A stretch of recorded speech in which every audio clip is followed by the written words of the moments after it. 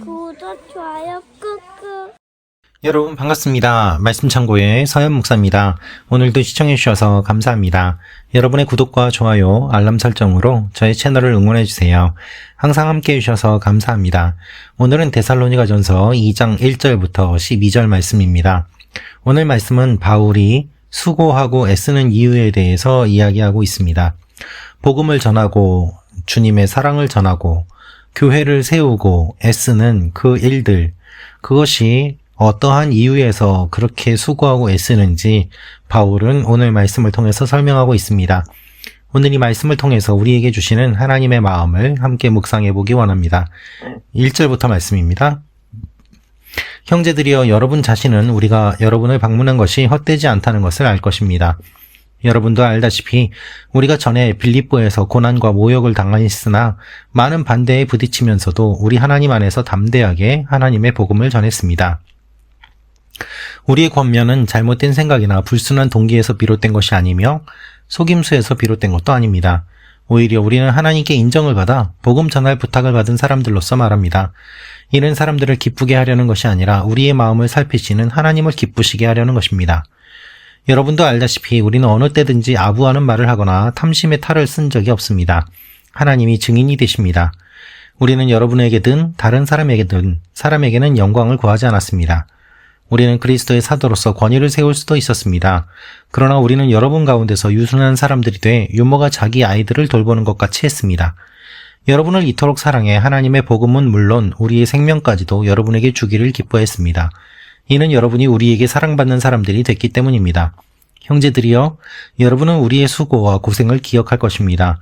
우리는 여러분 가운데 누구에게도 짐이 되지 않으려고 밤낮으로 일하면서 여러분에게 하나님의 복음을 전했습니다.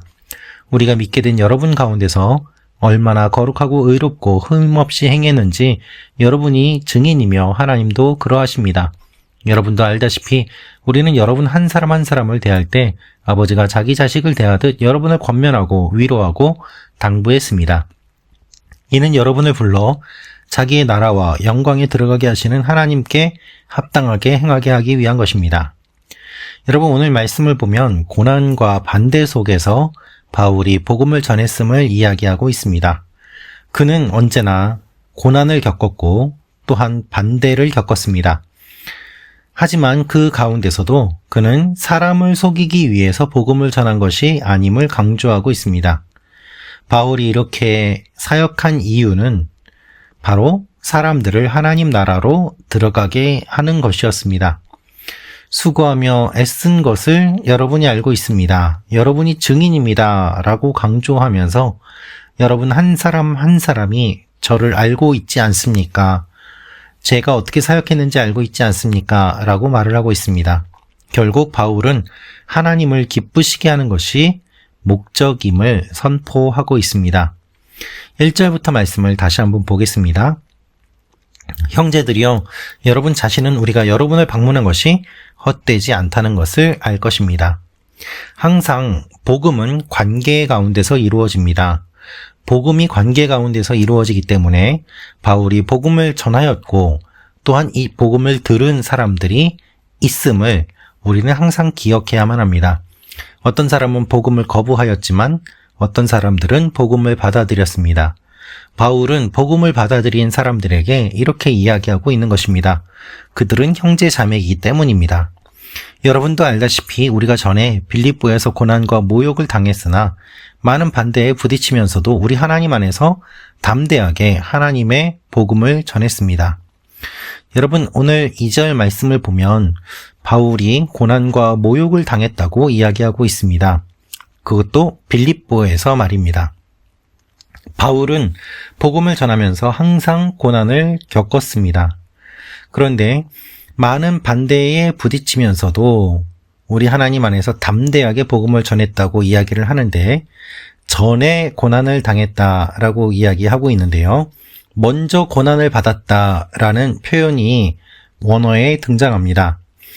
이 말, 먼저 고난과라는 말, 프로파손테스라는 말은 신약 성경에서 여기에만 나오는 말입니다. 이것은 파손테스에 프로라는 말이 붙어서 프로라는 전치사, 즉 이 프로는 먼저라는 뜻이고 파손테스라는 말은 고난이라는 말입니다.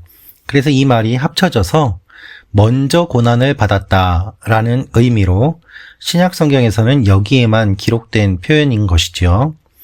그래서 어떤 일을 경험하게 될지 바울은 지금까지 여러 번 고난을 당했기 때문에 알고 있지만 그럼에도 불구하고 그가 복음을 전하였다라고 말을 하고 있는 것입니다.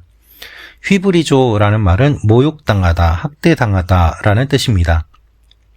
결국 바울은 모욕을 당하고 학대를 당해 왔는데 그렇게 모욕당하고 학대당해 온 것이 이번에도 그 일들을 경험하게 될 것이라는 것을 알면서도 복음을 전했다라고 이야기를 하고 있는 것이죠. 그렇게 한 이유는 무엇인가? 바울은 이렇게 이야기합니다. 우리의 권면은 잘못된 생각이나 불순한 동기에서 비롯된 것이 아니며 속임수에서 비롯된 것도 아닙니다. 오히려 우리는 하나님께 인정을 받아 복음 전할 부탁을 받은 사람들로서 말합니다. 이는 사람들을 기쁘게 하려는 것이 아니라 우리의 마음을 살피신 하나님을 기쁘시게 하려는 것입니다. 여러분, 데살로니가 지역에 많은 사람들이 거짓 선지자로 활동하였고 또한 우상을 섬기는 사람들은 많은 욕심을 가지고 사람들을 미혹하였습니다. 그래서 어떠한 진리를 전한다던가 어떠한 종교를 전한다고 할 때에 그것들은 항상 이익과 결부되었고 그것을 위하여 그 일들을 하였음을 사람들은 알고 있었습니다. 그래서 바울이 복음을 전하는 것을 보면서도 바울을 오해했던 것이죠. 바울도 무엇인가 얻어내기 위해서 저렇게 한다라고 생각하였던 것입니다. 특별히 바울이 많은 고난과 핍박을 받았는데 바울이 고난받고 핍박을 받는 것은 이방 사람들에게서 받은 것이 아니라 오히려 유대인들에게서 받은 것이고 또한 세워진 교회들에게서 받은 것입니다. NIV 주석을 보니까 이렇게 이야기하고 있습니다. 바울이 고난을 받은 것, 역설적이게도 바울의 고난은 교회에서 받은 고난이고 교회가 오히려 복음 전하는 사람들을 더 많이 핍박해 온 것이 역사적인 사실이다라고 기록하고 있습니다. 그렇습니다, 여러분. 교회에서 자신들의 이익과 권력을 유지하기 위해서 복음 전하는 사람들의 입을 막고 그들을 괴롭히고 바르게 말씀을 전하기 위해 힘쓰는 사람들을 무시하고 핍박하는 일들이 역사적으로 많이 있었음을 우리는 알고 있습니다.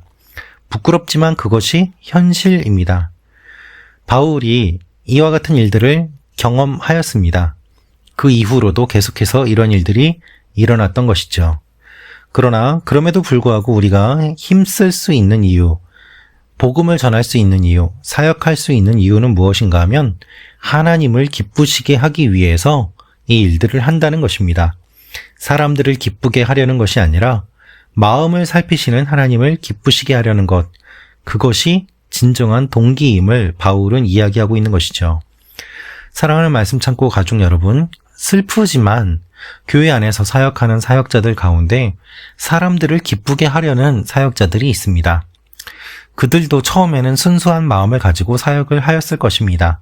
그러나 시간이 지나면서 하나님이 아니라 사람들이 눈에 보이고 특별히 돈이 있는 사람, 권력이 있는 사람들이 더 현실적으로 가깝게 즉각적으로 도움을 주는 모습들을 보면서 오히려 눈에 보이지 않는 하나님이 아니라 눈에 보이는 그와 같은 사람들을 기쁘게 하려고 목회를 하는 것으로 자기도 모르게 방향이 바뀌는 일들이 일어남을 자주 보고 또한 옆에서 경험하게 됩니다.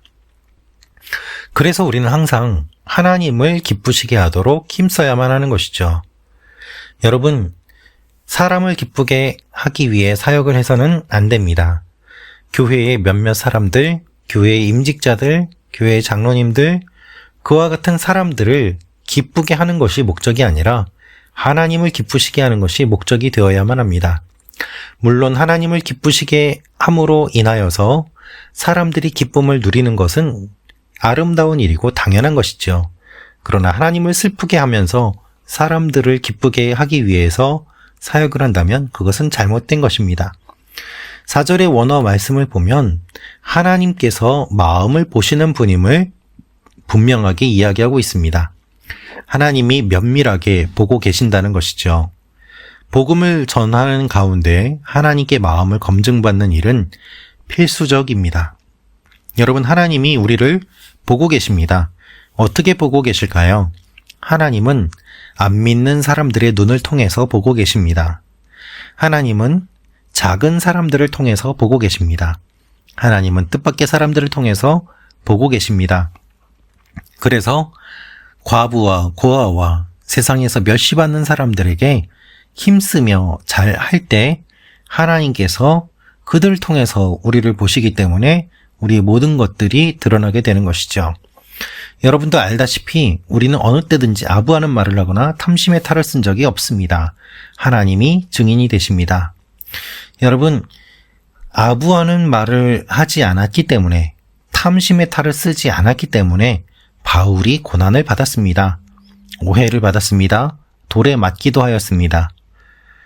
사람들은 아부하는 말을 좋아합니다. 탐심의 탈을 쓴 사람들을 좋아합니다. 그들을 높이고 그들을 앞세우고 그들을 자랑하기도 합니다. 저 사람은 왜 나한테 아부하는 말을 하지 않지? 그래서 미워하고 핍박하는 일들이 너무 많이 일어납니다. 그러나 우리는 하나님이 증인이 되심을 기억해야만 합니다. 교회 안에서도 그런 일들이 일어나선 안 되지 않겠습니까? 사람에게 영광을 구하지 않고 하나님의 영광을 위해서 힘쓰는 것. 그래서 그리스도의 사도로서 권위를 세울 수도 있었지만 바울은 순전한 마음으로 사람들을 사랑하였습니다. 생명까지도 주기를 기뻐하며 순수한 마음으로 복음을 전했습니다. 그 이유는 무엇인가 하면 사랑받는 사람들이 됐기 때문입니다. 8절의 원어를 보면 매우 강한 갈망을 가지다 라는 뜻으로 여기에만 사용된 원어를 사용하였습니다. 바울은 예수님의 마음과 같이 목숨을 내어줄 정도로 사랑하였습니다.